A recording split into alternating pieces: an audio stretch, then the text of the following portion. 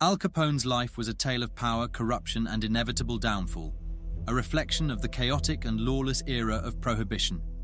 From his rise as a ruthless gangster to his fall from grace, his story continues to fascinate and warn.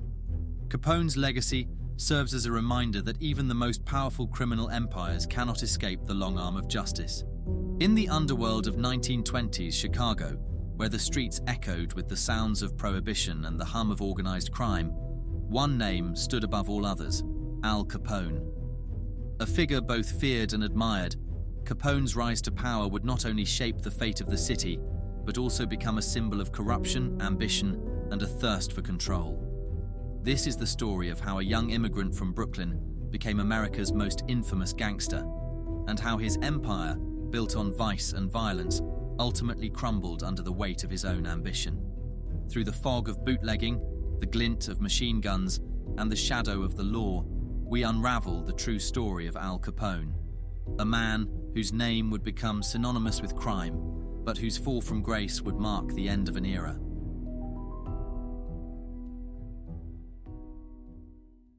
Alphonse Gabriel Capone was born on January 17, 1899 in Brooklyn, New York, to Italian immigrants. His father, Gabriel Capone, worked as a barber, and his mother, Teresa Capone, was a seamstress. The family was part of the working-class community in the poor Bushwick neighborhood, where crime, poverty, and social instability were a daily reality. Capone's parents were strict but loving, but their influence was undermined by the environment in which Capone grew up. Capone was often at odds with his parents and found himself on the streets more often than at home. Capone's early years were turbulent. He had a difficult time adjusting to formal schooling, which led to him dropping out at the age of 14. Instead of attending school, Capone became involved with street gangs. It was during this period that he first encountered organized crime. The 5 Points Gang in New York, a well-established criminal organization, quickly recruited the young Capone. The gang specialized in extortion, robbery, and bootlegging, which were areas that would become the backbone of Capone's future criminal empire. During this period, Capone also met some of the most influential figures in the underworld, including Notorious, who would become his mentor. Capone's early exposure to violence and crime shaped his future. By the time he was in his late teens, Capone had already earned a reputation for his ruthlessness and quick temper. His first significant criminal act was when he became involved in the brothel business, where he worked for the notorious gangster Frankie Yale, who ran a brothel and nightclub in Brooklyn. This position was pivotal, as it allowed Capone to build his underworld connections and gain his first taste of organized crime on a larger scale. Yale's operation involved much more than prostitution. It extended to illegal gambling, racketeering, and extortion, all of which Capone would later adopt as part of his own criminal empire. Capone's association with Notorious in the 5 Points Gang would prove to be a key moment in his life. Notorious was a highly respected figure in organized crime, known for his business acumen and his ability to build criminal networks. He took Capone under his wing, offering him a front-row seat to the workings of major illegal rackets. During this period, Capone learned the finer points of organized crime: how to manipulate politicians, police officers, and public officials to protect the gang's interests. He also learned the importance of discipline in running criminal operations, something that would serve him well in the years to come. Capone's time in New York also marked the formation of his infamous nickname, Scarface. The name came after a brutal encounter with a rival gangster in 1920.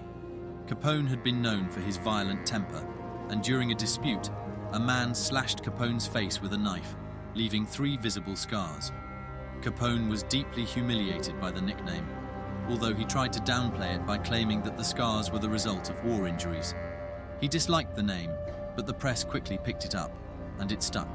Though Capone never fully embraced the name, it became synonymous with his tough guy image, further fueling the public's fear and fascination with him. Despite the name, Capone continued to rise through the criminal ranks of New York. He was beyond ambitious, and he saw the opportunities presented by the Prohibition era, when alcohol was banned in the United States, but still in high demand. Capone saw this as a business opportunity, and he knew that if he could control the distribution of alcohol in New York, he would amass wealth and power. However, the growing tensions in the city's underworld would eventually drive him to Chicago, where he would expand his influence far beyond what he could have imagined in New York.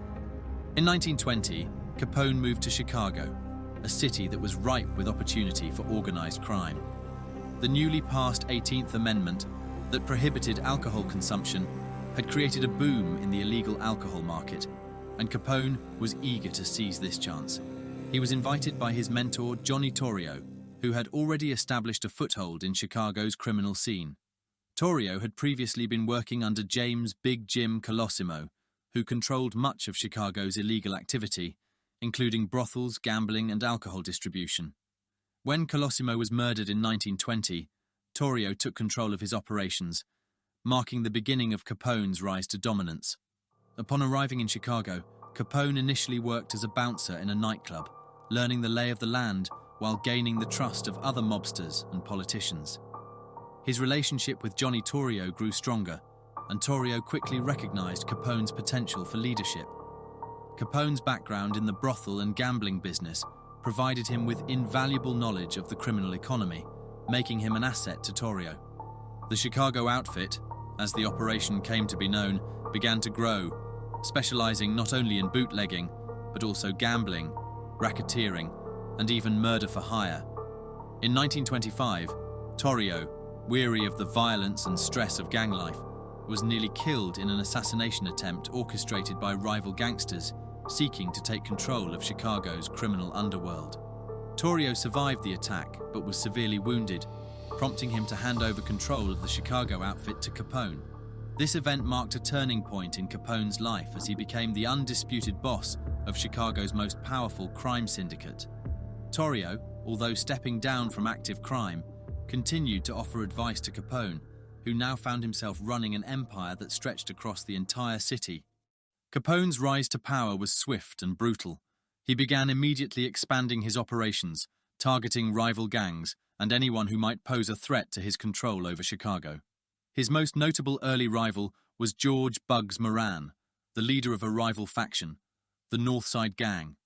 Moran's operation, which focused on bootlegging, gambling, and other rackets, was in direct competition with Capone's operation. In an attempt to maintain control, Capone orchestrated a massacre in 1929 known as the St. Valentine's Day Massacre. During this brutal attack, Capone's men murdered 7 members of the Moran gang in a garage on North Clark Street in Chicago.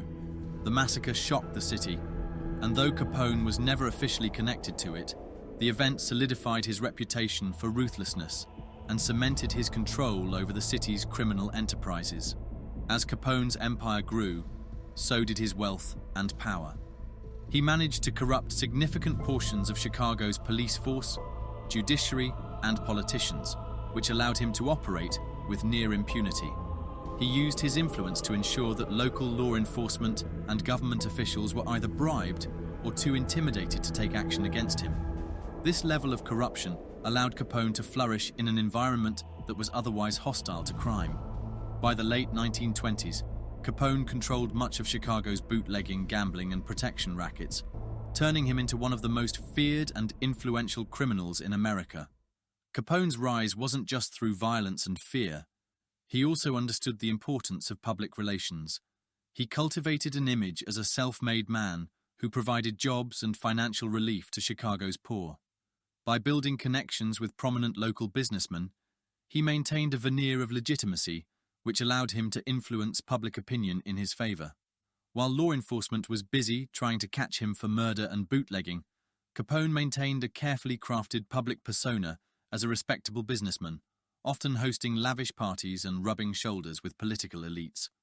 This clever mixture of ruthlessness and charm made him a significant figure in Chicago's landscape, both criminally and socially.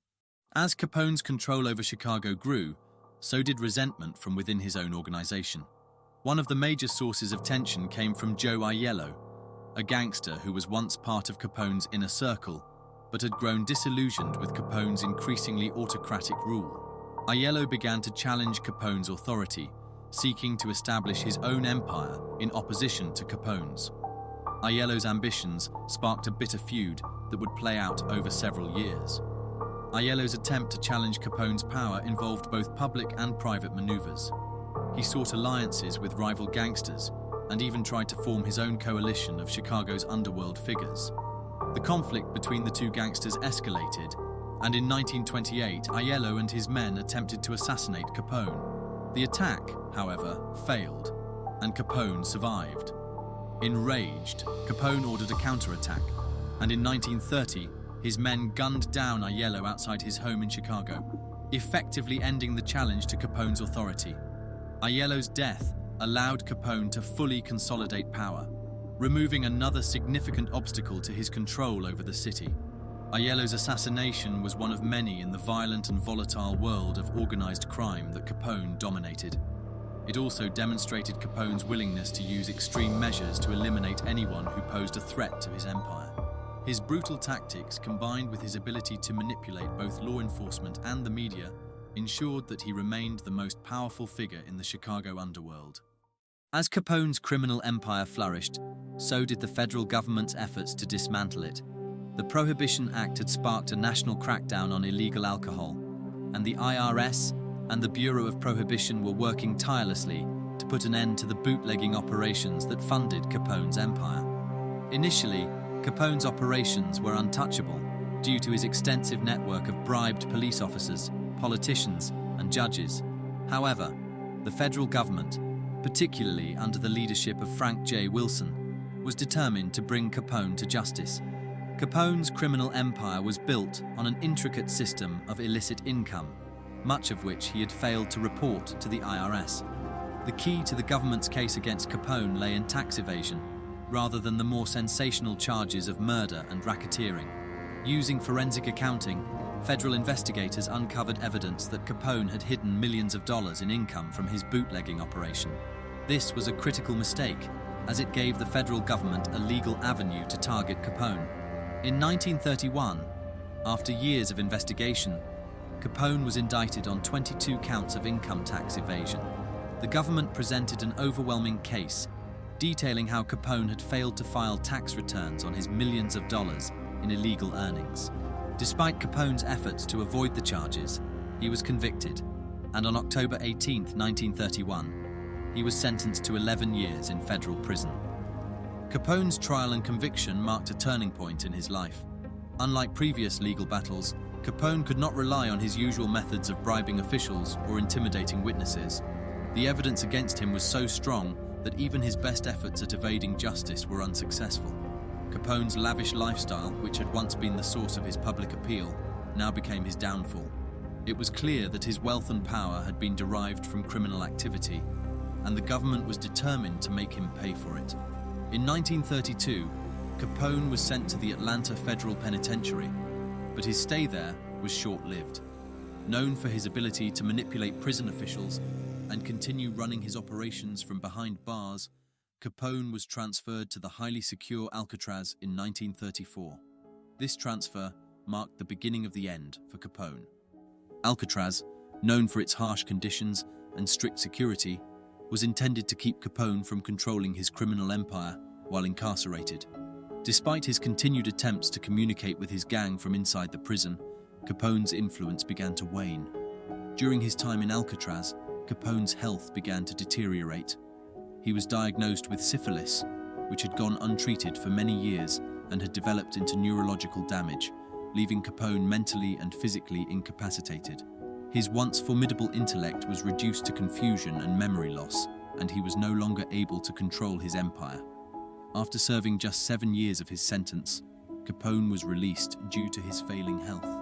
He would spend the last years of his life in seclusion, a far cry from the ruthless crime lord he had once been. After being released from prison in 1939, Capone retreated to a mansion in Palm Island, Florida. His health continued to decline, and he spent much of his time battling the effects of syphilis. In 1947, Capone suffered a stroke that further debilitated him. He died on January 25, 1947, from complications related to stroke and pneumonia. His death marked the final chapter of a life filled with crime, power, and eventual decay. Capone's passing was significant not just because of his criminal legacy, but because of what it represented. Despite his immense wealth and power, Capone's life ended in relative obscurity. His empire, built on violence and corruption, crumbled, and the man who had once been one of the most feared criminals in the world was reduced to a shell of his former self. His death symbolized the eventual fall of the criminal empire he had so carefully crafted. Al Capone remains one of the most infamous figures in American history. His legacy lives on in popular culture, where he is remembered not only as a notorious gangster, but also as a symbol of the criminal excesses and lawlessness of the Prohibition era. Al Capone's life was a tale of power, corruption, and inevitable downfall, a reflection of the chaotic and lawless era of Prohibition. From his rise as a ruthless gangster to his fall from grace, his story continues to fascinate and warn. Capone's legacy serves as a reminder that even the most powerful criminal empires cannot escape the long arm of justice. Thank you for joining us on this journey through the life of one of history's most infamous figures. Don't forget to like, comment, and subscribe for more stories from the shadows of history.